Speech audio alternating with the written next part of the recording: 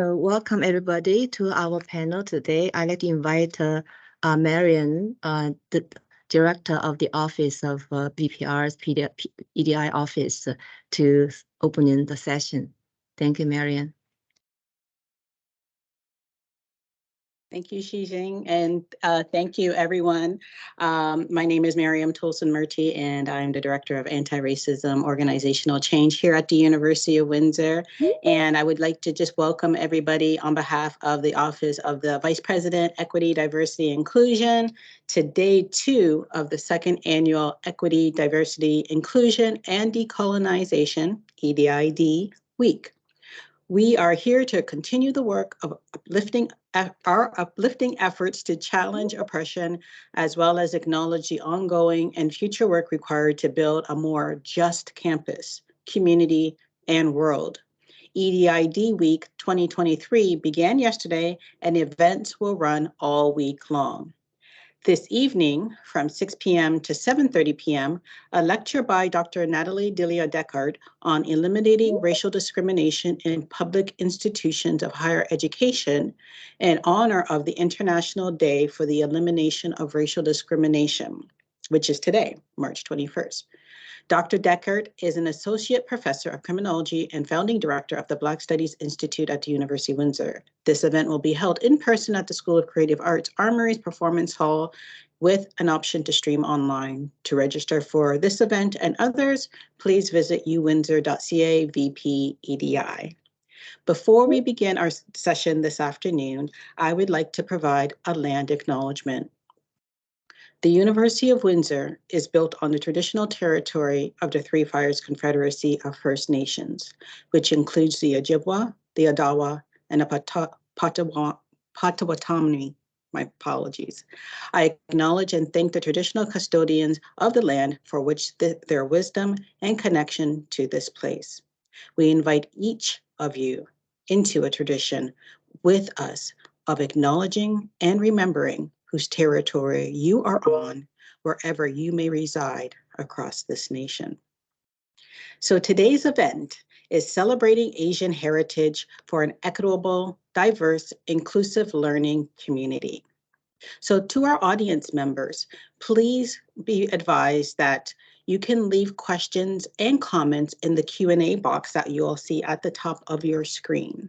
So we will address those Q&As once the panelists have concluded their discussion this afternoon. Our facilitators for this afternoon are Xijing Zhu and Cheng-Kei Chai, both chair of this committee.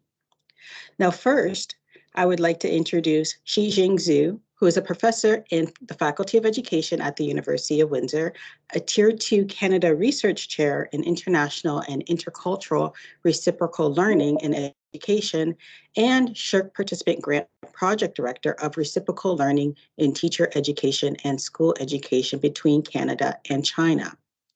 Cheng-Kei Chi is a PhD candidate at the Faculty of Education here at the University of Windsor. He is the Ontario Graduate Scholarship OGS winner and Graduate Research Assistant in Dr. Zhu and Dr. Connolly's 2013 to 2022 SSHRC Partnership Grant Project. At this time, to review the panelists' biographies, I will hand things over to Xijing and Cheng-Kei. So I will start. I'd like to thank, first of all, Marian, for Director of the Anti-Racism Organizational Change Office of the Vice President, Equity, Diversity, and Inclusion, and also the Executive Assistant of the office, Kayla Hurst, and Administrative Assistant Kate Hagriff for your big support and leadership in coordinating and organizing this panel. I'm going to turn Cheng-Kei to introduce our panelists. Thank you, Maria and Dr. Shi, for this opening. And just let me introduce our distinguished panelists here. Today we have Dr. Edward Cruz. Dr. Edward Cruz is assistant professor at the University of Windsor Faculty of Nursing. He is known for his research and advocacy work related to internationally educated nurses and bridging education in Canada. He's the principal investigator of the IEN lab at U Windsor Nursing. He's co-chair of partners and in integration and education of IENs. He also chairs the National Nursing Assessment Service Education Review Advisory Committee and co-chair for National Newcomers Navigation Network IEN working groups. Welcome, Dr. Cruz. And then we have Dr. Jane Koo. Dr. Jane Koo is a Women's and Gender Studies Coordinator and Associate Professor in Sociology. Her research interests include immigration, settlement, racism, and feminism activism. She recently explored the diaspora Chinese identity through an autoethnographic approach. She's editing a book on South Asian feminism and a special issue of genealogy, and she also published in Ethnic and Racial Studies, Canadian Ethnic Studies, Journal of International Women's Studies and Social Identities. She's the member of RAACE's, a campus group working against racism, and co-organized a conference embodied collaborations, reflection on race, anti-racism, and interdisciplinary scholarship. Welcome, Dr. Koo. And then we have Ms. Grace Liu, assistant librarian and engineering license at the University of Windsor Lady Library. Grace initiates and serves as the inaugural editor-in-chief of the International Journal of Librarianship, a peer-reviewed open access academic journal. She's a founding member of the Visible Minority Librarians of Canada, the first network for ethnic minority librarians in Canada.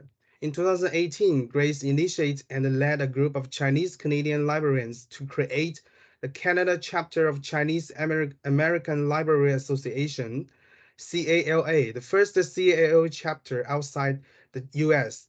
In 2024, she will be the first president of this CALA outside the US since its beginning in 1973. Her research initiatives include EDI and academic librarianship, information literacy, and the library service to international students, etc. Welcome, Ms. Liu. And then we have Dr. Nevada Bakali. Dr. Nevada Bakali is Assistant Professor of Anti-Racism Education from Faculty of Education, drawing from critical race theory, cultural and media studies, and post-colonial theory. Nevada's research focuses on the study of anti-Muslim racism, also refers to as the Islamophobia. His research includes internationalizing and decolonizing higher education, refugee education, Islamic pedagogy, and educational programming for survivors of trauma. Nevada has been the recipient of major international, national, and departmental grants and awards in recognition of his work. He's a dynamic scholar who believes in socially oriented action research that challenges prejudice and inequality by combining his research with grassroots activism. He recently published 2 books in this regards and is a co-editor of the Journal of Critical Race, Indigeneity, and Decolonization. Welcome, Dr. Bakali, and welcome all the panelists. And I'm gonna over to Dr. Shi for the background information.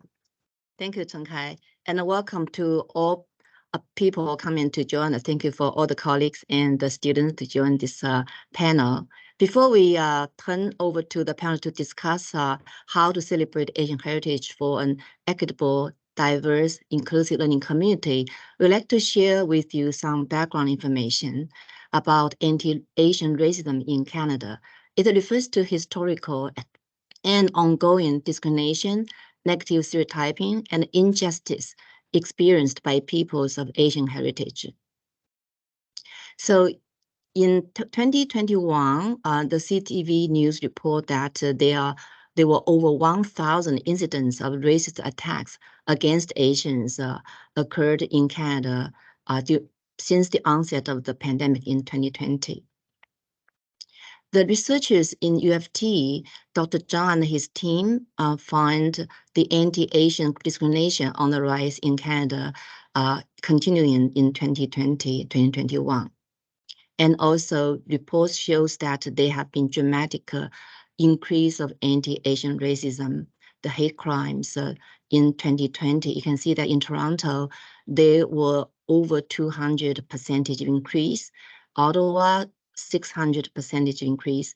Montreal, over 600, and Vancouver is over 700% increase of anti-Asian hate crimes.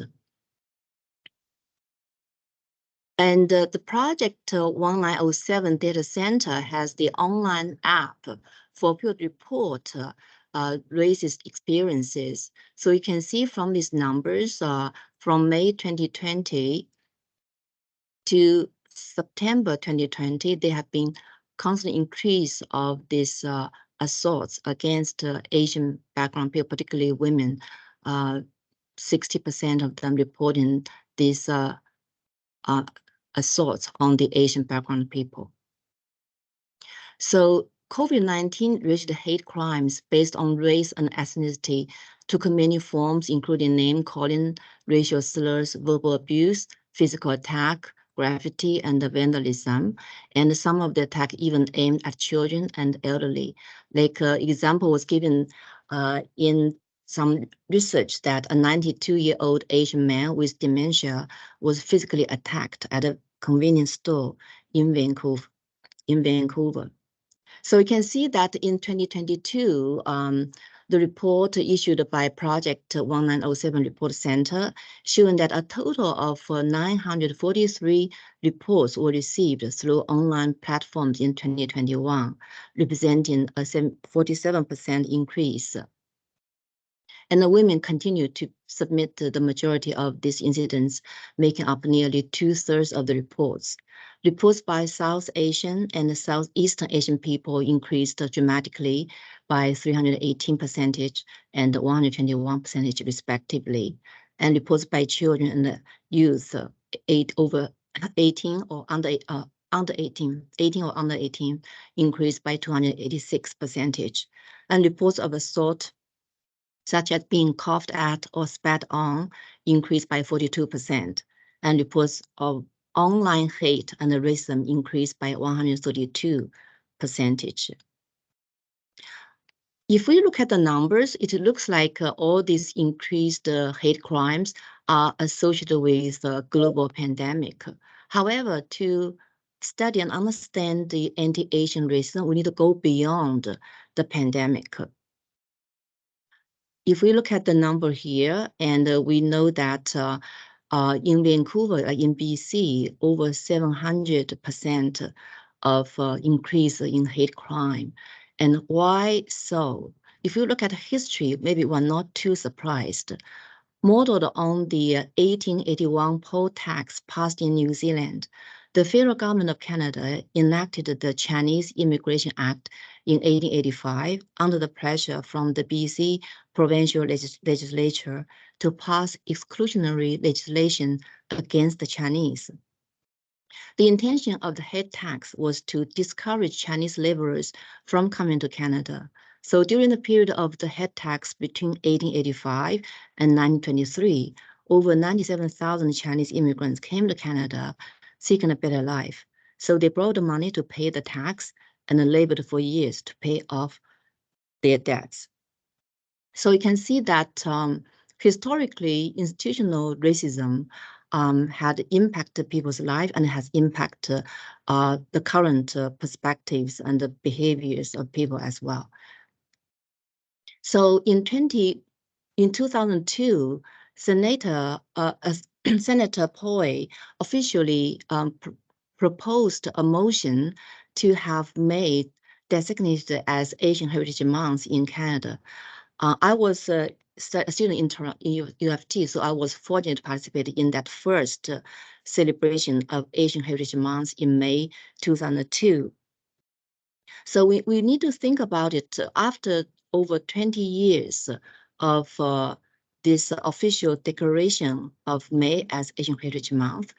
We have this appalling increase of anti-Asian racism, and there's much for us to do. So our panel would like to take this opportunity to highlight the importance of fighting against anti-Asian racism by celebrating Asian heritage to promote a more equitable, diverse, and inclusive community.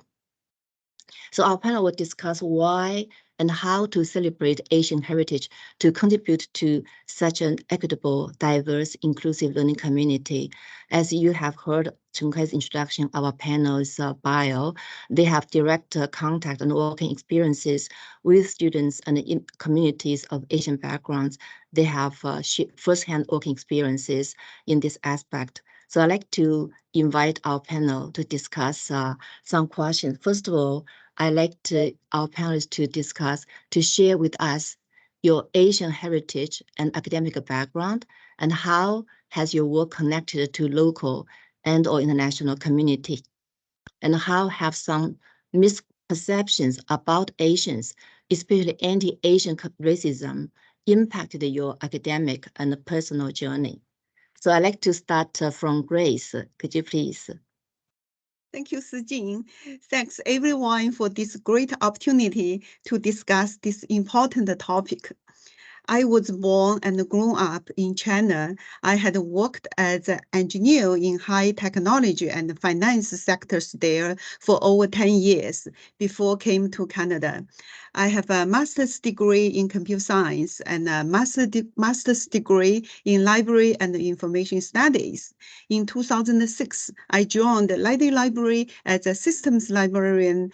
I took another additional role as the engineering subject librarian in 2016. It is a perfect fit for me to take both roles for library technology and engineering liaison at the library. My research interests related to EDI include EDI and librarianship, library services to international students, and open access academic publication. Due to my own background and experiences, I have done research related to international students on campus. Those projects helped our university and other institutions in Canada better understand and serve the diverse student population on our campus. Outside of the university, I have also conducted some EDI-related initiatives. Since becoming a librarian, I have had a long-standing interest in both representation of diverse voices in the profession, as well as in ensuring a strong scholarly voice. In 2015, I started a new initiative to lead an international group of librarians and professors from the United States, Canada, and China to create a peer-reviewed academic journal. The journal was launched in 2016, and I served as the inaugural editor-in-chief. Over the years, this journal has built a community of highly diversified authors, editors, reviewers, and other contributors from over 20 countries in all 5 continents in the world. It has increased voices from those underrepresented groups, cultures, and regions in the world. Our work has contributed to the diversity of local, national, and international community in the library profession. And research shows that library and information services professionals in Canada and the United States are predominantly white, and a disproportionate number of top managerial positions in the library profession are held by white men. Asians often become invisible when considered for senior library administration positions, although many of them have already taken outstanding leadership roles in research, professional services, and initiatives. This has impact on many Asians' career advancement. Thank you. Thank you, Grace. And also I'd like to thank you for inviting me and my colleagues to join your project. And your role really helped to develop interdisciplinary collaborations. So I look forward to future collaborations with you. And thank you for your sharing.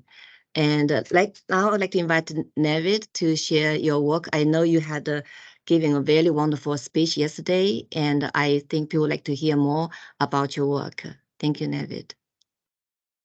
Thank you so much for inviting me to be a part of this panel and to talk about these important issues. So in terms of my heritage, my Asian heritage background, so I come from a South Asian background.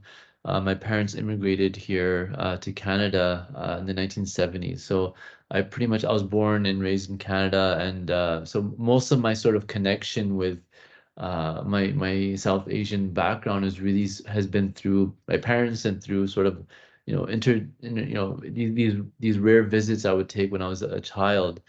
But I always sort of kind of stayed connected through things like my family, things through the language that I speak at home, through the foods that I eat and the celebrations that I engage with. So I've always sort of, even though I'm a diaspora, and and I kind of have sort of assimilated in many ways in the Canadian context.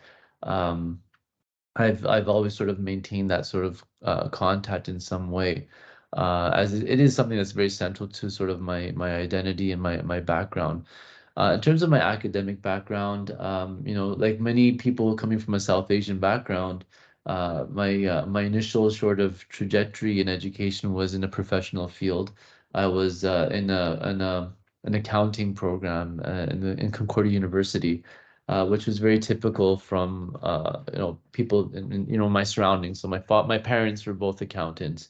My uncle's an accountant. My cousins were accountants. So basically, this was kind of my the path that was laid out for me in many respects. And I guess throughout my sort of that sort of conflicting identity that I had growing up, being from a South Asian heritage, but growing up as a Canadian, I always felt that something didn't fit, and so doing that academic sort of program was not a good fit. It didn't fit with with the identity that I was developing, I guess you could say. So by the end of my final year of accounting, I decided this is not for me, and I went into education.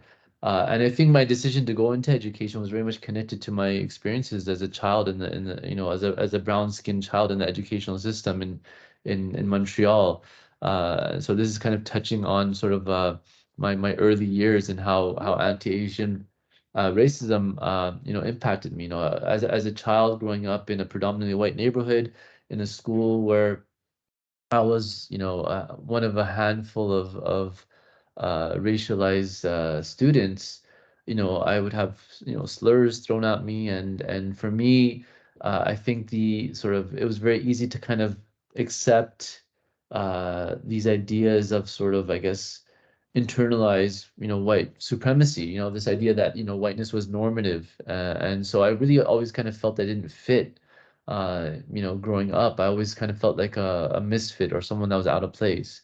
And so that sort of educational experience, I think, in many ways informed my desire to kind of create opportunities to change that experience for people from my background. And so ultimately, I decided to go into education and become a teacher. And so I pursued a degree in education, and then I eventually decided to go back after completing my undergrad in education. I decided to go back to do a master's and a PhD in education, and then I did a PhD in cultural and international studies in education at McGill University, and my work really kind of wanted to focus on anti-Muslim racism. So a lot of my work touches on the people from Asian backgrounds experiences. I mean, Asia's a massive continent, as you are all aware, and so a lot of these pockets in Asia, you have people that are coming from a Muslim background. So a lot of the work I've done relates to the experiences of people with Asian heritage, people that are coming from South Asian heritages or Middle Eastern backgrounds. And so my work really has examined this idea of Islamophobia. Predominantly, my work in the earlier years focused on anti-Muslim racism in the Canadian context in the US and as well as Europe, as well as Europe, so mostly the global north. But more and more, it's looking at looking at Islamophobia at a global scale, and so how spaces within Asia. So even within the Asian context, you do have sort of these forms of anti-Muslim discrimination that are sort of kind of coming up in different spaces across Asia as well. So a lot of my work recently has looked at the context of Myanmar. You know, I have also kind of a heritage root there as well. My father was actually born in Myanmar. Even though he's from a South Asian background, he was born there because there was, you know, immigration to Myanmar was very common back in the 40s and 50s. And so I've taken an interest in looking at the Rohingya genocide that took place in August 2017, looking at sort of how that genocide was really kind of connected to anti-Muslim racism, more broadly speaking, but, you know, specifically anti-Asian racism in the sense that, you know, if you look at the discourse around the Rohingya in Myanmar, it's, you know, they use terms like the Rohingya being Bengalis as a kind of almost a racial slur. So I think more and more I'm beginning to see how even within the Asian continent, people that are, you know, from different heritage and different sort of ethnic and racial and religious groups are facing this form of discrimination in that space as well. So in terms of how you know, how anti-Asian racism has sort of impacted my academic and personal journey, I think it's been very central to me making sort of these major decisions in my life to pursue a field in education and to kind of do research in the field of education and to kind of combine that with racism studies. So it's had a profound impact on me for sure. Thank you, David. I know you have written quite a bit about Islamophobia, like the book on the understanding anti-Muslim racism through the lived experience of Muslim youth. And also you have a new book on the rise of global Islamophobia in the war on terror. I think these books will help people to understand Islamophobia and how to fight against the anti-Muslim racism. Thank you very much. Thank you. Thank you. So, Edward, I know you've been working intensively with international educated nursing. Would you like to share your experience with us and also your background? Thank you. Thank you very much, Shijing.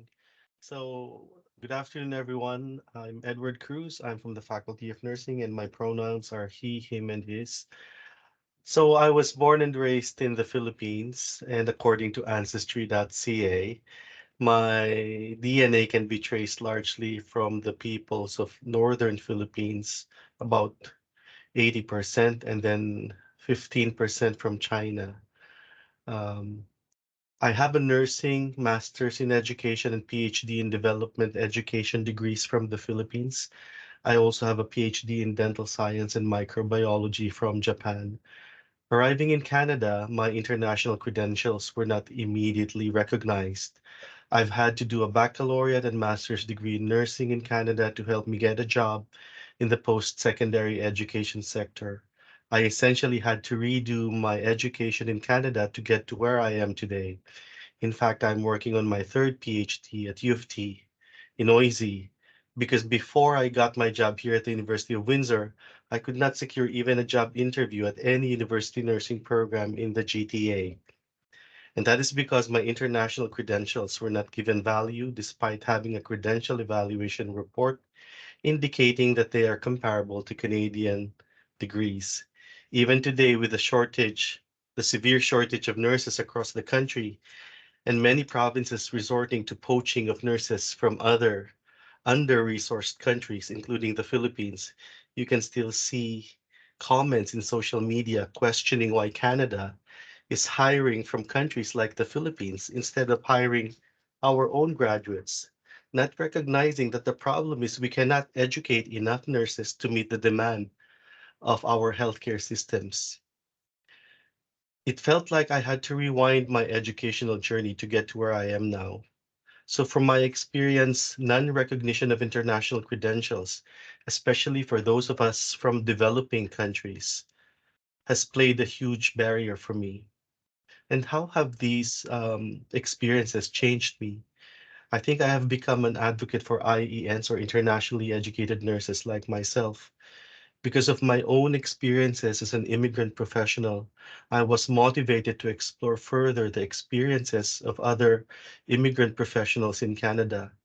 For over a decade now, I have been working with and advocating for internationally educated nurses in our country Through my advocacy work with the Partners in Integration and Education of Internationally Educated Nurses, which is a pan-Canadian network of largely educators and supporters of IENs, of which I have been co-chair since 2019.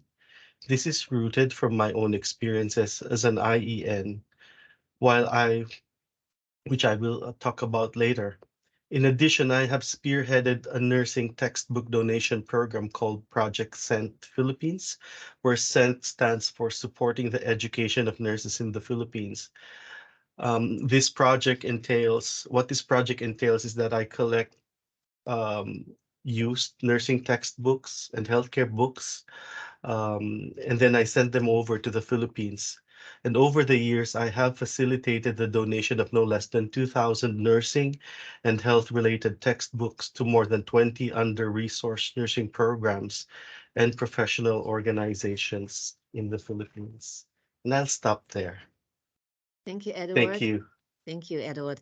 Your work is really having much broader implications for international educated professionals, not only in nursing, like in education, like international educated teachers, and in other professions. So your work has really much bigger and broader implications. Thank you. Thank you. So now I'd like to invite Jen to share your work, because this is really your field. You've been working with immigrant settlement and anti-racism. So would you like to share your work with us? Thank you. So I was lucky enough to come at a younger age, so I didn't have to go through what Edward had to go through. But a lot of my work is on immigrant professional. So I was born and raised in India with Chinese ancestry. And when I moved to Canada, I lived in North Scarborough in a very immigrant neighborhood. There, I sought out friends in high school who had Indian background because they felt more familiar to me. But I also hung out with some Chinese friends, even though at the beginning I felt a bit odd because we had a big Chinese population who mostly spoke Cantonese. So I felt a little bit, couldn't quite speak to them in the same way. But I still have friends and relatives in India, and I only recently visited China for the first time. And that has been a transformative experience for me as I began to see a side of China that I did not know or understand before. Like everyone else in the West, I've been inculcated into thinking of China only as an evil communist country. So I viewed it only with a very Western lens, despite my Asian heritage. But I did my master's thesis on Chinese women's experiences of racism, and that was the time when I began to embrace different aspects of myself a little bit more fully. So, and now if you're looking back, I'm teaching in sociology and women's gender studies. So I generally approach my research a bit more from an interdisciplinary lens. And so with that kind of background, I also started doing my doctoral dissertation on immigrant women's activism. And this is when I did a lot of work with the immigrant professionals, but also because there's actually a lot more funding available for research in immigrant settlement than, say, on racism. So I continued to study immigrant settlement a lot more. And so I explored the way that the implicit requirement for Canadian experience disadvantages overseas trained professionals in the way that Edward talked about. So a lot of that was not very explicit, but if you don't have the right credentials, if your credentials are from overseas, it shapes how you are able to enter professions or be even seen as qualified. So in effect, this is how Canadian racism operated in the immigrant services for me, from what I was seeing. And more recently, I've been thinking about diasporic Chinese experience through autoethnography. And this has made me think a little bit more about solidarity building with different groups of people and how my own identification practices have also changed over the years from, changing from seeing myself as immigrant, seeing myself as Chinese, seeing myself as Indian. All of those things have shifted and changed over time. So I also explored how Chinese Canadian nationalist and middle class narrative also limit our thinking or thinking in terms of solidarity with Indigenous people. So my affinity with South Asian and Indian experience has also helped me think through the problem of, unreflective identification. It allowed me to think about the complexity of being Asian and being Chinese and Indian. And Chineseness is not necessarily more natural to me, but it has also become more prominent, especially in recent years, in how I see myself. And it's also a result of how I respond to how others see me. So at the same time, my Indian background has also been the reason for my working with South Asian feminists in Canada to think about political intervention and organizing by collaborating with women with diverse affiliations with South Asia. So I would say that my embodied identity and histories have given shape to how I think, how I form communities, and how I develop my research and academic interests. In a sense, you also have to build your communities wherever you go. So it's hard work to build community, but coming to Canada it made me feel more comfortable in my own skin to work to build communities who are similar to me, people working with other people who are like me. So when I was in Toronto, a lot of my work community was feminist, immigrant, South Asian, and Chinese. When I worked in New Brunswick, it was a bit more difficult, but I would say I worked with academics and researchers in Atlantic Canada metropolis. And in New Brunswick and Sackville, there were very few people of color, but I met some Indians who invited me to their celebrations and festivals, to their own homes, and helped me develop my network there. And in Windsor, too, the immigrant community was my first go-to community. But I still also maintain a lot of my ties with Toronto and some people I've met in East Coast as well. So as I'm also thinking more in terms of transnationalism and internationalism today, my framework is transnational feminism. That's how I try to think about how colonialism and imperialism structuring our lives in different communities, not just in Canada, but across the world.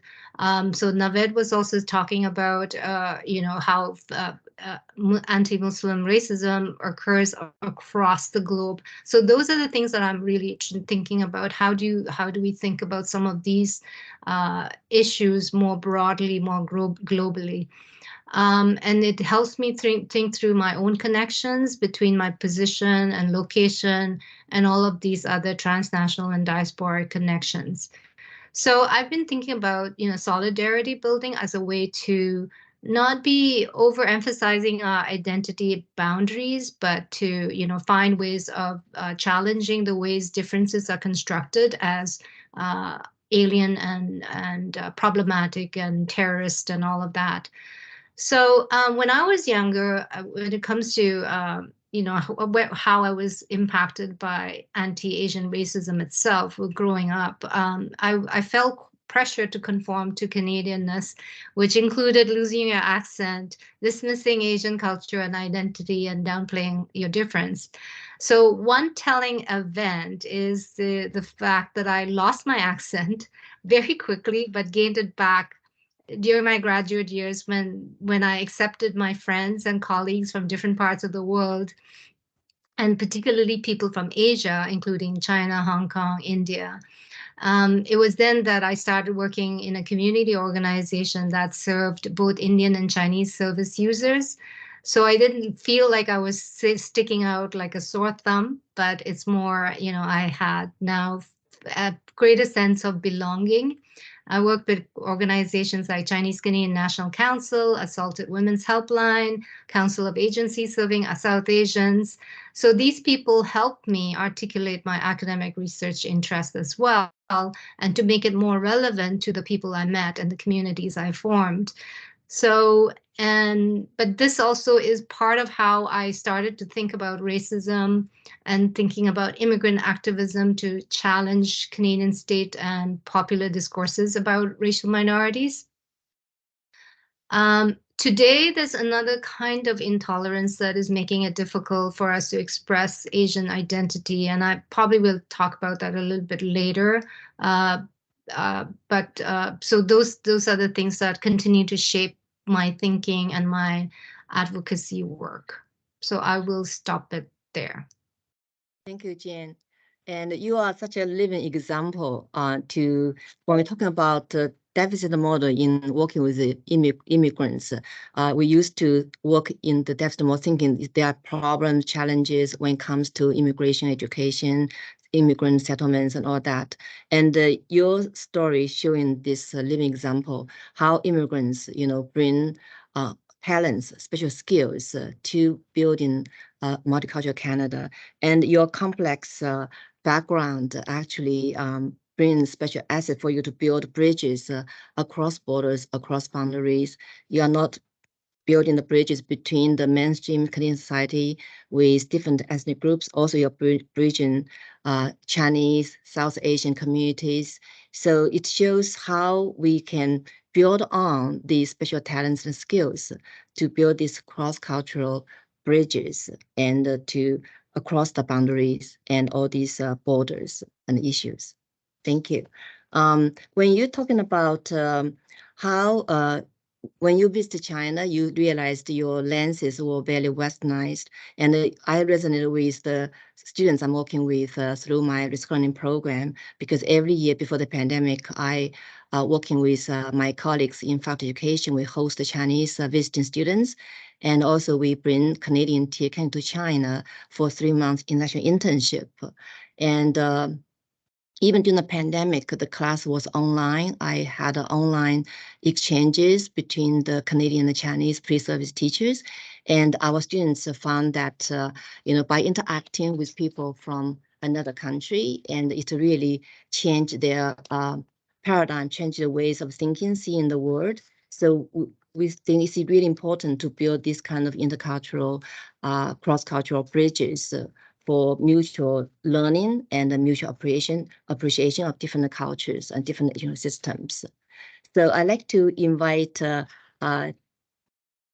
Grace. Can you share some examples how your work contribute to the building of equitable, diverse, and inclusive learning community at the University of Windsor?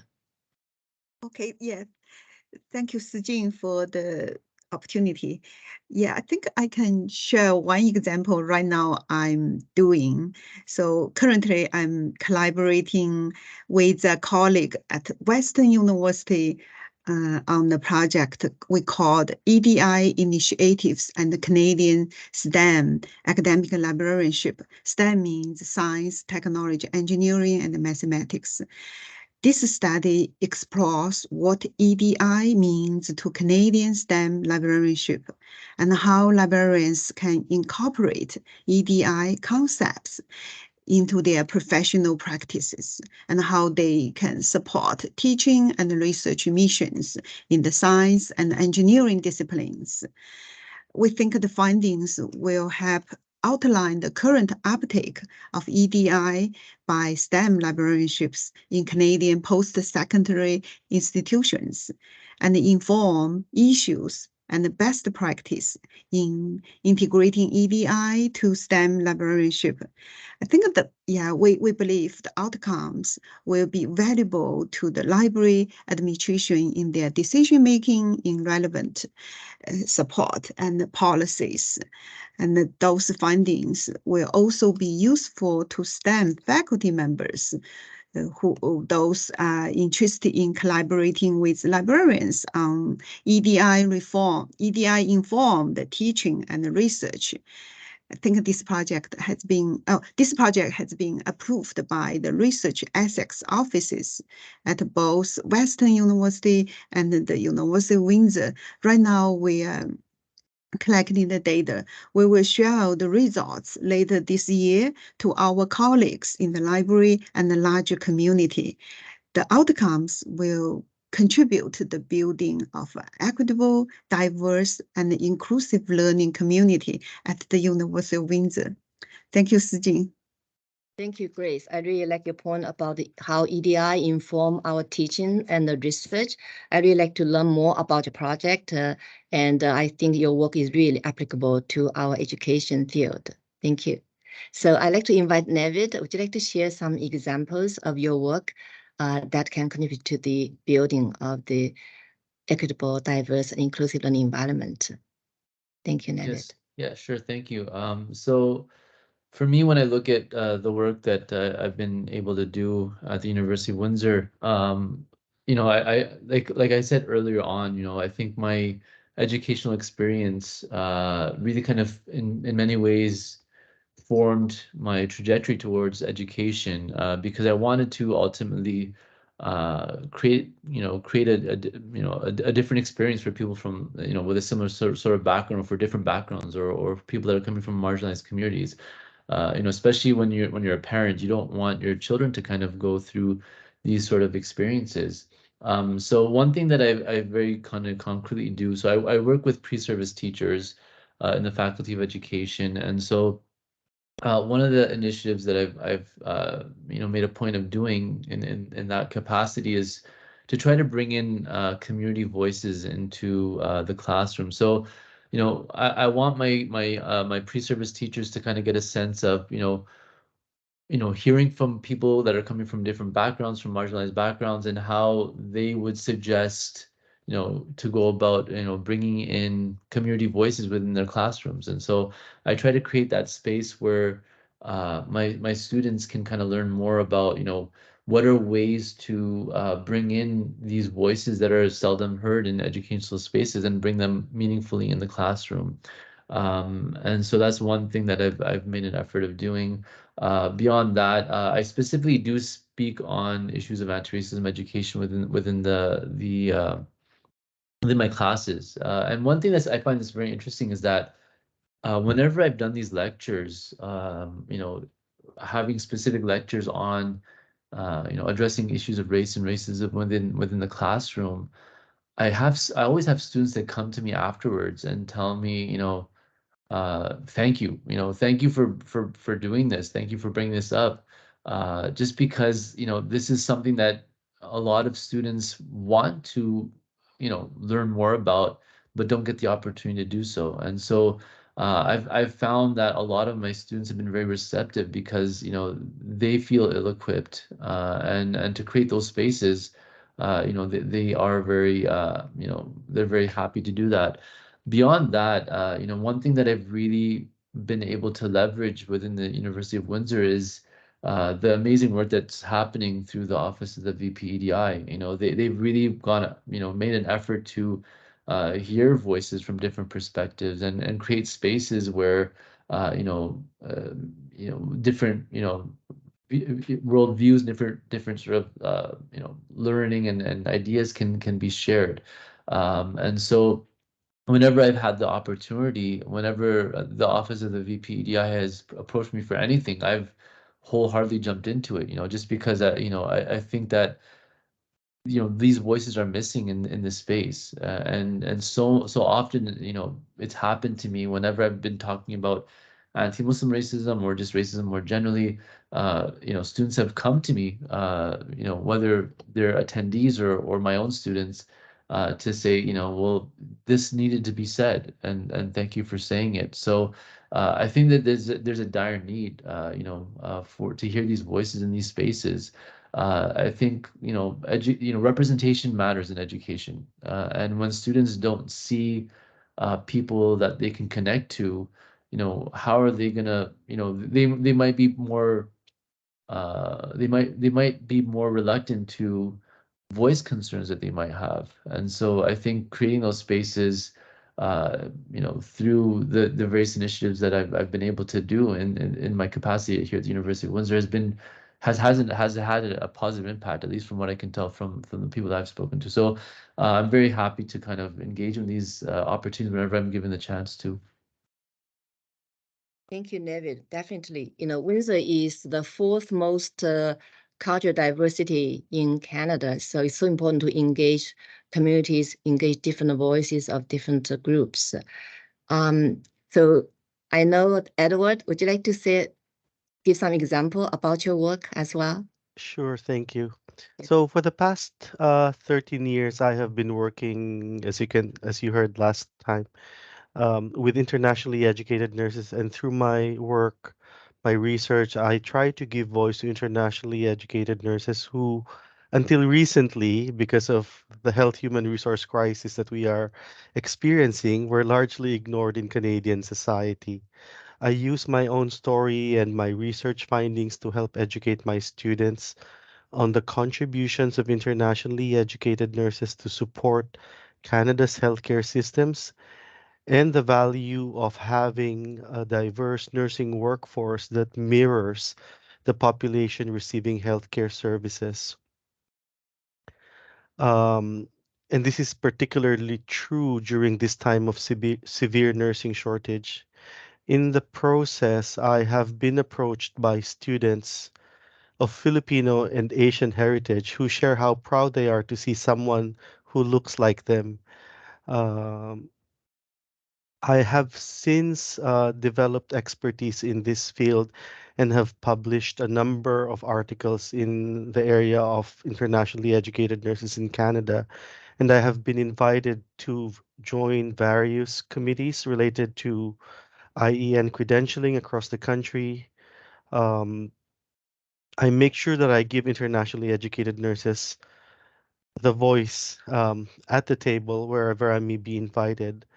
Also, within the past year, I and Dr. Christopher Romero from the Department of Psychology, who is also of Filipino heritage, have been fortunate to receive a Shirk Insight Development Grant to explore the employment trajectory of Filipino Canadian nurses in Ontario. So we're hoping to highlight um, a little bit more of the contributions of this particular group of IENs, especially so because Filipino nurses constitute the almost half of all the total internationally educated nurses in Canada.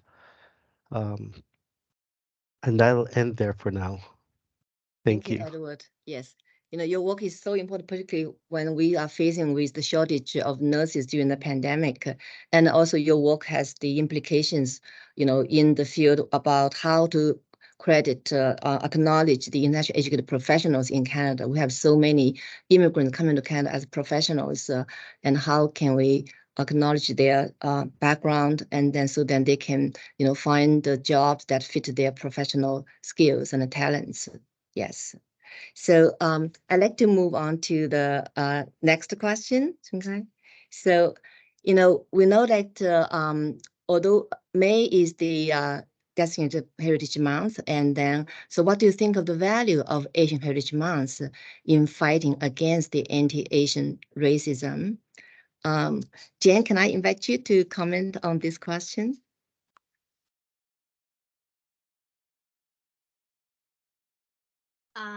Okay, I'll start off saying that I think it's a good way of creating space to raise issues about anti-Asian racism. On the other hand, it has also allowed our institutions to ignore the issue for the rest of the year, or use this month as a way to pacify Asians.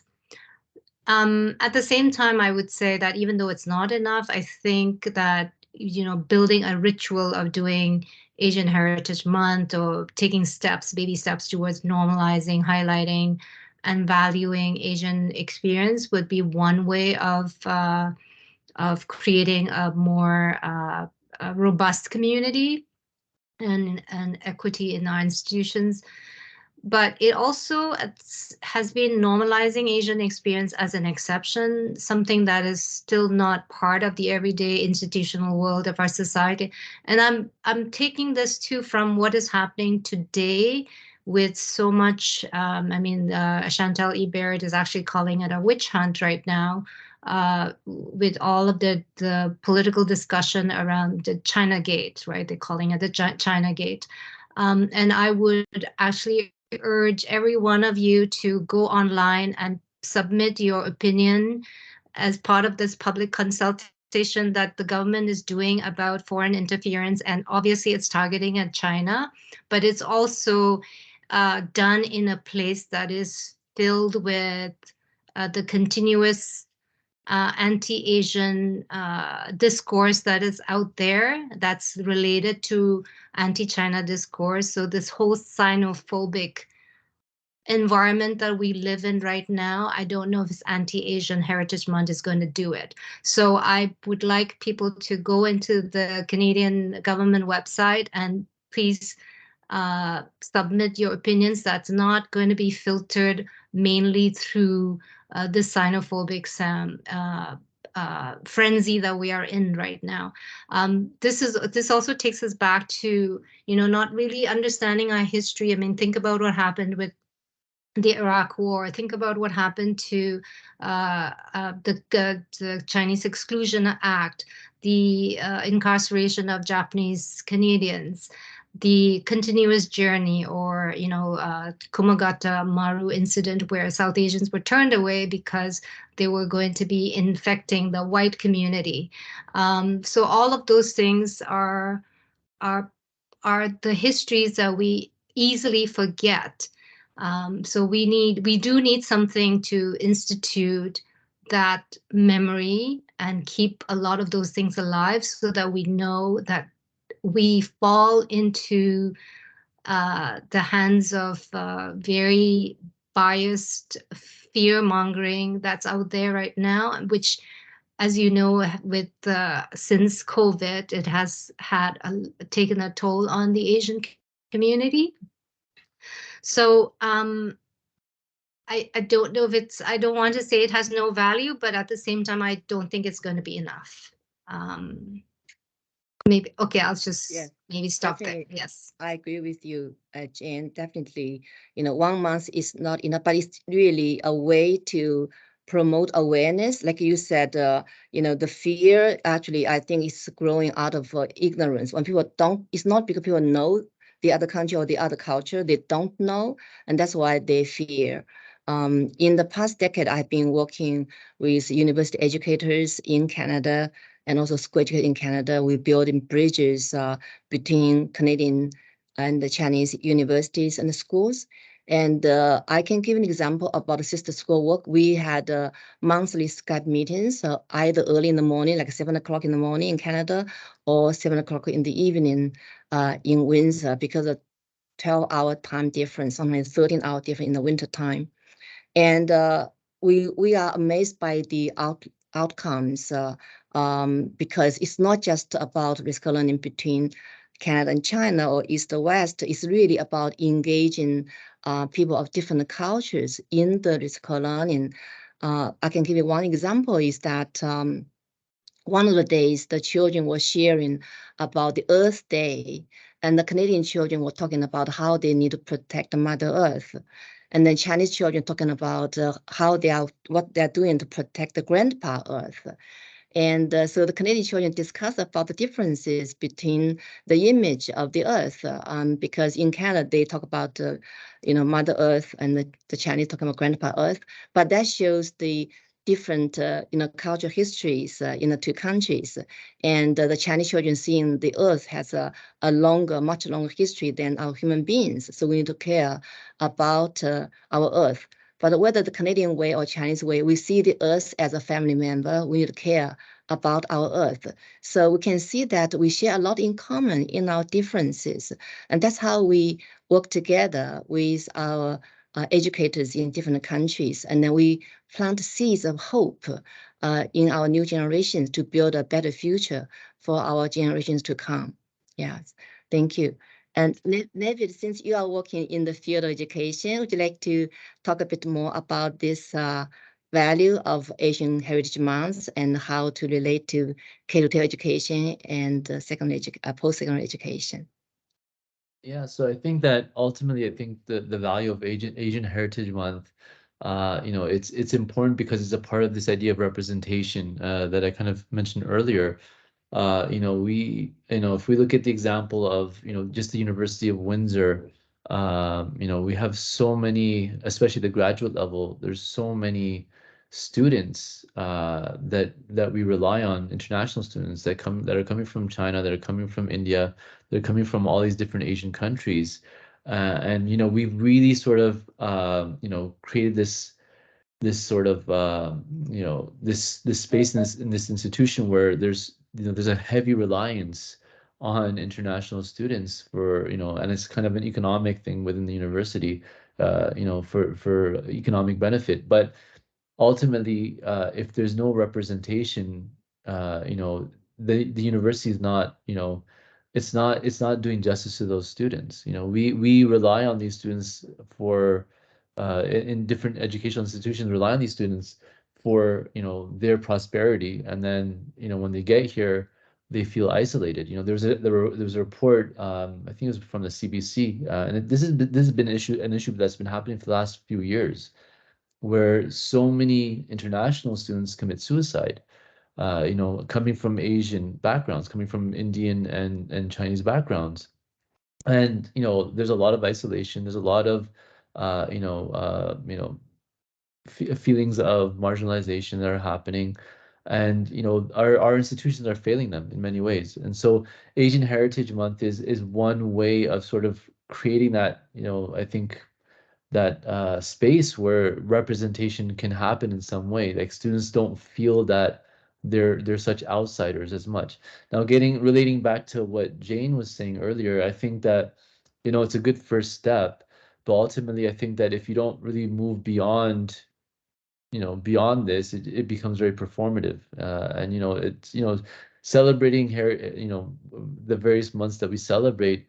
It's great to celebrate things, but if meaningful action is not taken from that, then it's very performative. And so ultimately, I think that we need to work on a more broader project of decolonizing education at the K-12 levels as well as higher education. We need to really sort of work at integrating different ways of knowing and different worldviews into the curriculums that we teach, into the curricula that we teach, because they do have value. If we, as an academic, whenever you write a paper, you have to cite your sources. You have to verify that the information that you are producing has validity, that has a source, that is coming from somewhere that's valid. So much of our knowledge, especially at the at all levels, really, post-secondary and K-12, is built on the foundations of ways of knowing that came from different places that are non-European backgrounds, but we don't give credit to those that knowledge.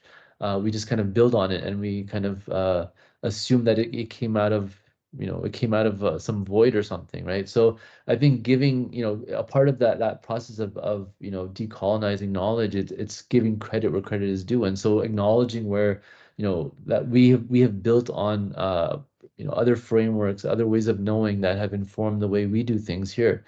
And so it really, for me, I see it as a starting point. Asian Heritage Month is a starting point, and all these different,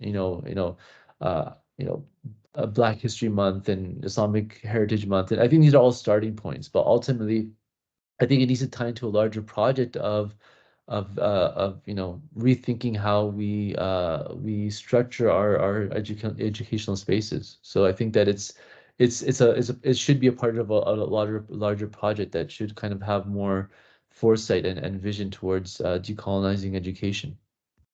Thank you, Navid. I think actually you touch upon the last question we like to discuss is about how can we go beyond, the months of Asian Heritage Month, and then to practice the celebration of Asian heritage, and also to do the decolonization and appreciation of different ways of knowing and different ways of being, in our daily practice, in our teaching, in our research.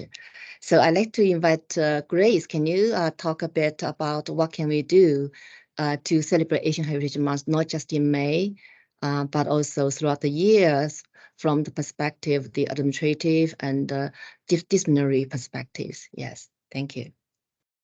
Thank you, Sijing. Yeah, definitely. Fighting with discrimination, anti-Asian racism is not a one-time thing. It should be ongoing efforts for all of us. And it's also no one person can solve the problem. Everyone should contribute. So talking about the disciplinary perspectives in library profession, librarians and other information professionals in Canada are predominantly white, as mentioned earlier. And according to a recent article published in the Canadian Academic Journal, academic libraries in Canada have acknowledged the problematic absence of racial diversity. So actually about 90% of professionals in this field are white. It lacks Black, Indigenous, and racialized librarians. In 2021, Canadian Association of Research Libraries organized the Inclusion Perspectives webinar series. One suggestion from the series is to provide support to racialized librarians from professional networks associated to their cultural background. As Jean mentioned, I think, yes, her research indicated that as well. As racialized librarians, we should be our own champion, voice up, combat harmful stereotypes, and set up network support to Asians and other visible minority in the field. I can share, do we still have time? Yes, I can share, thank you. I can share one example I have done in this area. In 2018, I led a group of Chinese Canadian librarians to establish the Canadian chapter of Chinese American Librarians Association we call CALA. CALA is the largest Asian American professional library association in North America. It has over 600 active members. This year is the 50 years anniversary of CALA. The Canada chapter is the first chapter of CALA outside of the United States. So we went through some financial and legal barriers to establish this chapter eventually. And this chapter so far provided a forum for Chinese Canadian librarians and other racialized professionals to advocate EDI. And through this forum, we provide support to Chinese Canadian librarians, help promote Asian culture, and encourage more racialized librarians to join the workforce and take a leadership role in the library profession. Thank you, Sijing. That's great. Thank you, Grace. I think your work really showcase, modeled us how we can apply EDI in our, daily work, in our research. Thank you for your sharing. Edward, would you like to share your thoughts on this? Sure. I don't know if this is feasible, but perhaps we can establish an Asian Studies collaboratory here at the university that can serve as a forum where Asian scholars, students, and allies can come together to dialogue, collaborate, explore, and analyze the multifactorial issues and experiences impacting the different Asian communities here in Windsor, Essex, and beyond. So those were just my thoughts about That's this great. question. Thank you, Edward. Actually, Thank the you. other day I bumped into a senior professor at the FAS. He actually told me, he came to my research office saying they used to be an Asian Studies Center at the University of Windsor. So I don't know, we don't know what happened. Maybe there's a foundation there. We can work across different faculties, have interdisciplinary collaboration to start an Asian Studies research center together. So yes, so by saying that, I think we are coming to the end of our panel. And anybody like to add more thoughts? Jen, I see you like to say a few more things before we close. Yes. Oh, it's just that we were talking about at this IACS, the interdisciplinary and critical studies, the new department that's being formed. We had talked about including an Asian studies program. That's really great. So this is really saying like a great minds think alike. So it's really great. We look forward to that center being established and we can do more collaborative work together. And now we have 20 minutes for question and answers. I'd like to turn the floor to Marian for the Q&A session. Marian, please. Thank you for all the panelists for your insightful input and for this engaged discussion. That was amazing, wonderful. There was just so much information, and I want to thank each and every single one of you for presenting your views and touching upon your area of research. I want to invite our audience members to look at the Q&A icon, press on it. We do have a few minutes to address any questions for each of our panelists here. We know that there's quite a bit of information that was provided, which is exactly the reason why we need to have more of these conversations, because there's just so much there.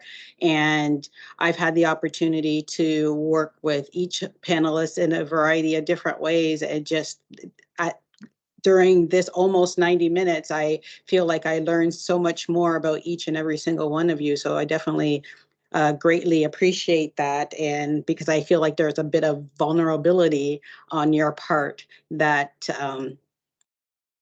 that was expressed here today, because you really went into your background and in terms of, you know, your lived experience. So I just really, really thank you for sharing that with us today. And before we get to the first question, I mean, each of you, I'm just blown away with your background and everything that in terms of research and scholarship.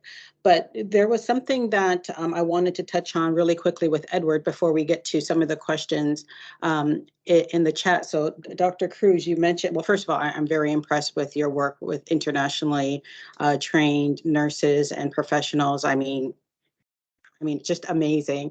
And listening to your educational experiences and your background, and it just made me think in terms of the degrees that you've been able to acquire over the years. And I just wonder, and if you could just share really quickly, because I know within some racialized communities, we feel the need to kind of get more in order to get half as far, if you know what I mean. And so I wonder if that was something that was kind of ingrained into you in terms of, oh yes, I want to achieve these degrees because these are just simply areas that I'm interested in, or was part of it because of the fact that you knew that you had to be, maybe in some ways, overly qualified because you knew what you were going to be up against in terms of competition. So I wonder if you could speak on that really briefly.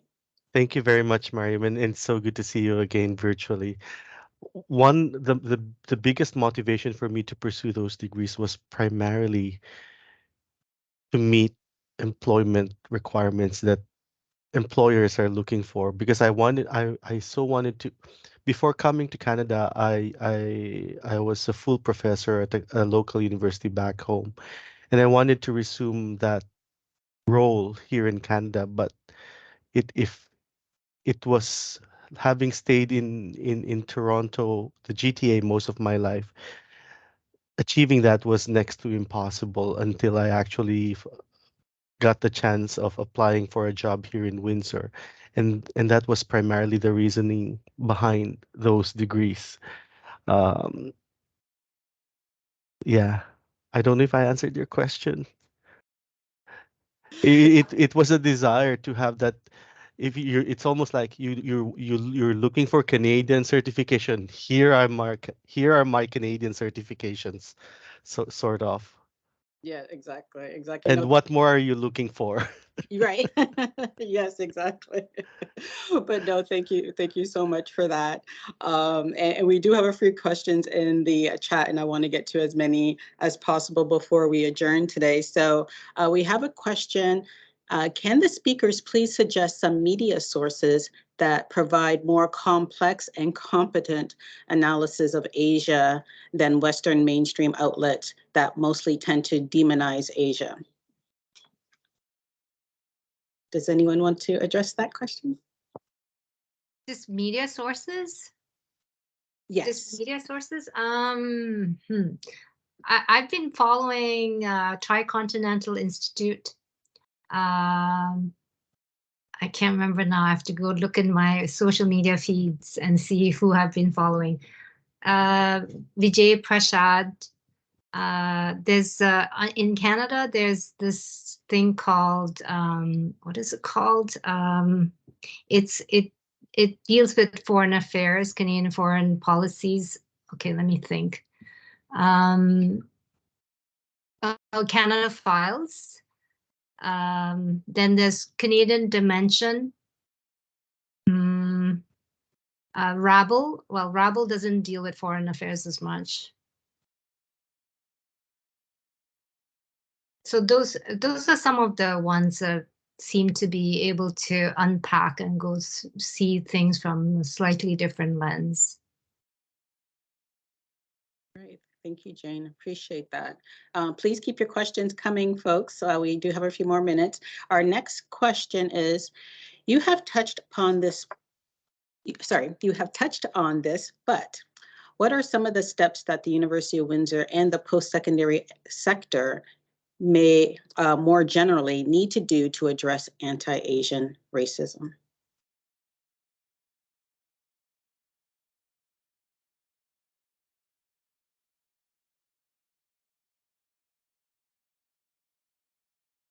So I guess I can jump in on that. So I would say like kind of like how I discussed earlier, this idea of bringing community voices. So I think one thing that's important to understand is that, you know, people that want to kind of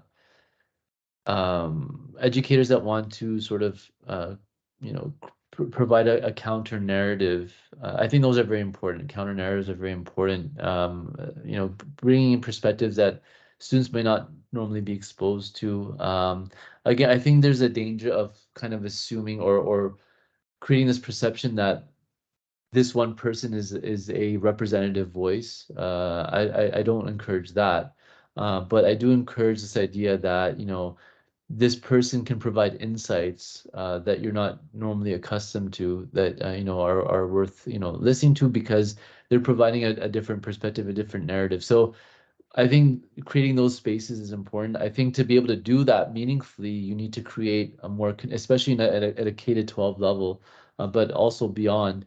It's, you know, developing trust between, you know, within communities to kind of have a sense of, you know, where to get resources from. So, you know, you might know people from a community, but if you don't, you know, have trust within that community, will people be willing to share this type of information with you and knowledge? So I think developing trust, understanding, creating those lines of communications within communities, that creates more opportunities to be able to engage in dialogue. And ultimately, I think that the most effective way to produce meaningful kind of interactions is through having that trust and through having different perspectives coming in and creating spaces for that. So yeah, it's not an easy process. You have to work towards that. So developing trust within communities and then creating spaces for those voices to come out.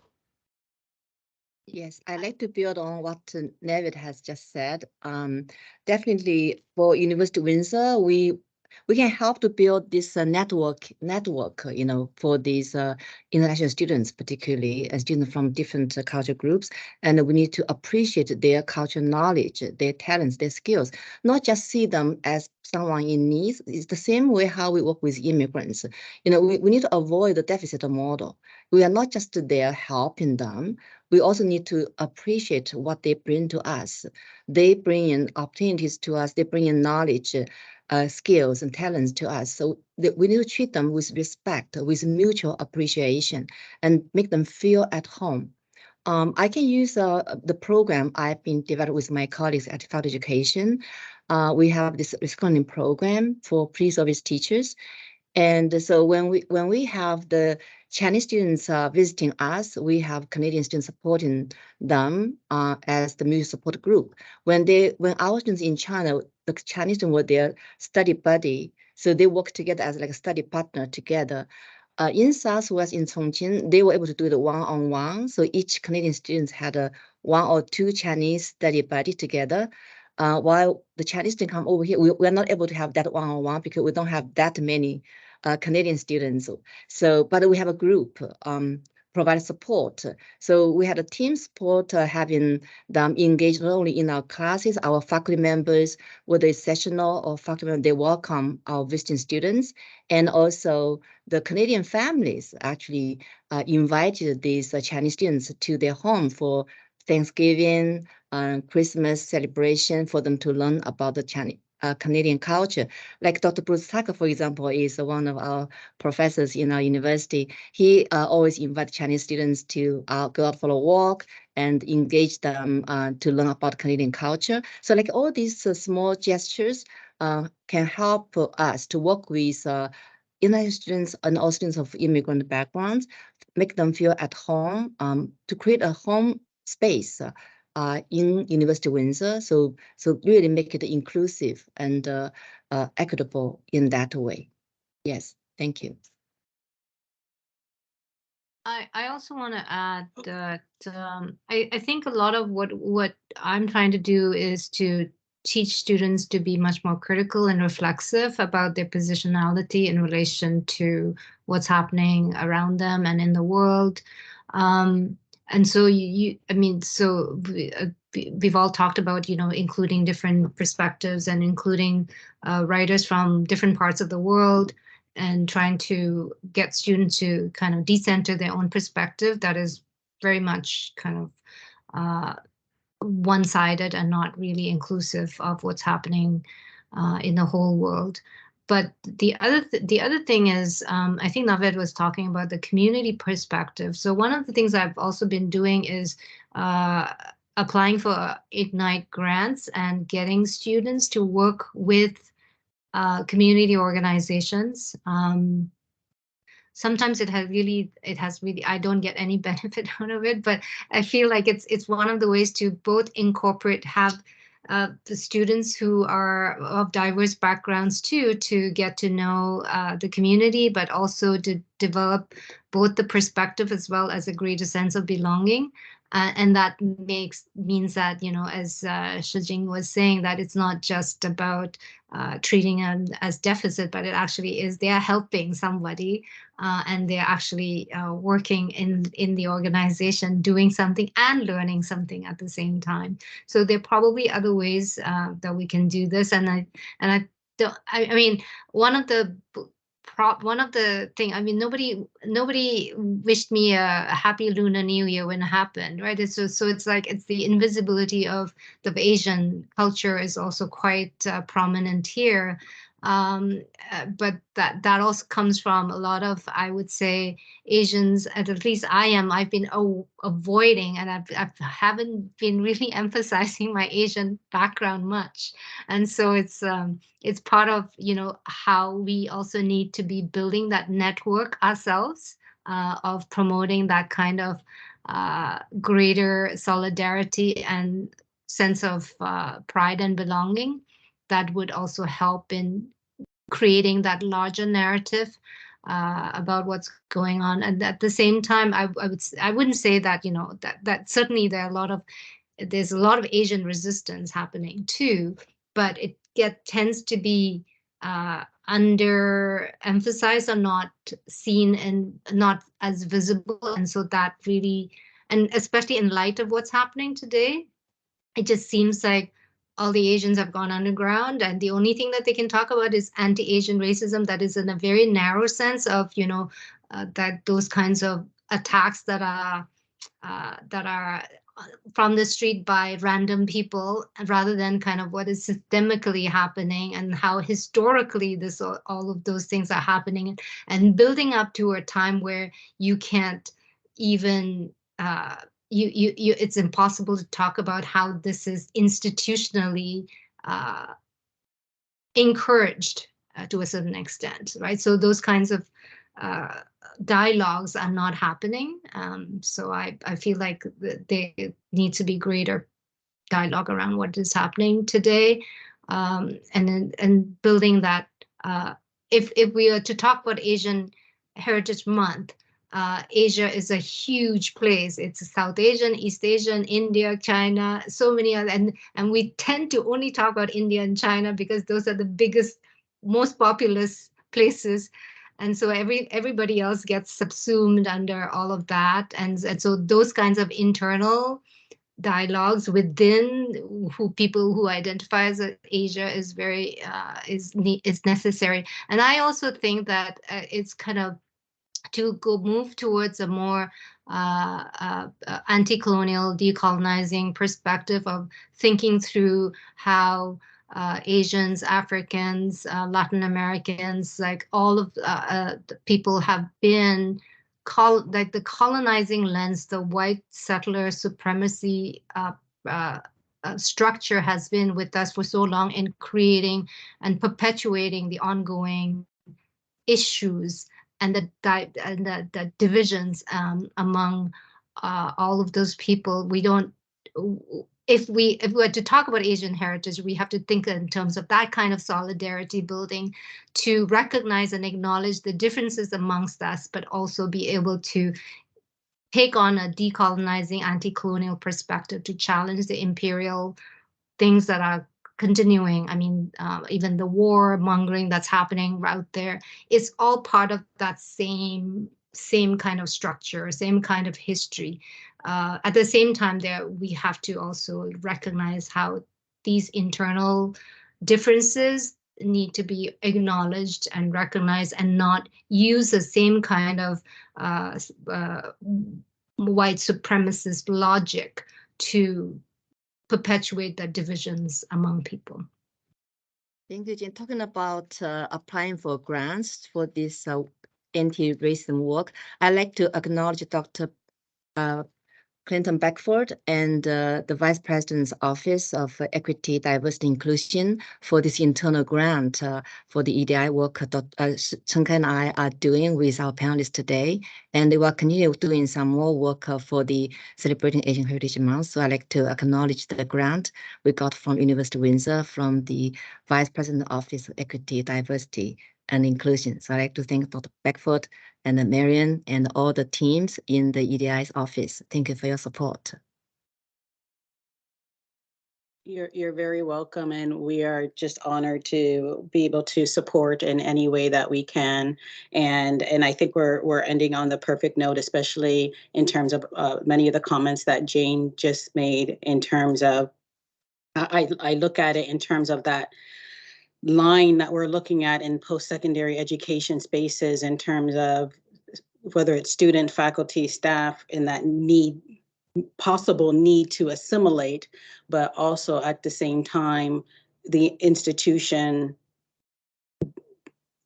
in terms of its broad scope, looking at ways of inclusion and belonging, but at the same time, ensuring our Asian community, all our racialized communities feel that they don't have to give up something in the process. Like, you should still be able to celebrate your heritage, your ethnicity, your race, but not at the detriment of feeling that you have to succumb to some form of assimilation to be like the majority group within your institution. You should still be able to have that individuality, rather than feeling like it has to be erased. So this is why I'm strongly encouraging that we engage in further conversations along this line, because it's very necessary. And when we come into, in the coming months, Asian Heritage Awareness Month, and any of our months where we're celebrating racial, cultural, ethnic background, we don't want it to be performative. We want to get away from the performity of it all and essentially work towards calls to action. And so that's what I'm inviting all of our panelists to consider, and everyone that's on the line to consider, as we move forward and having these, brave and courageous, open and honest conversations in terms of moving the dial forward, in terms of being a truly inclusive campus, and that does foster belonging on top of that as well. So thank you so much, everyone, for being here today. Just once again, I want to thank our panelists, Grace, Jane, Edward, Naved, and our facilitators, Chen Kai and Xi Jing. Thank you so much. This has been a wonderful afternoon, and you provided us with some great information. I consider this to be part one, because we're going to have so many more conversations. And before we adjourn, I just want to welcome you all to our second presentation this evening at 6 p.m. at Windsor Armories with Dr. Natalie Delia Deckard. It is hybrid as well, but there's an opportunity to sit in live at the Windsor Armories at 6 p.m. this evening. You can register at uwindsor.ca/VPEDI. So have a wonderful afternoon, everyone, and thank you so much for joining us this afternoon. Thank you, Marian. Thank Thank you, you. everybody. Thank you, everyone. Thank you. Thank you.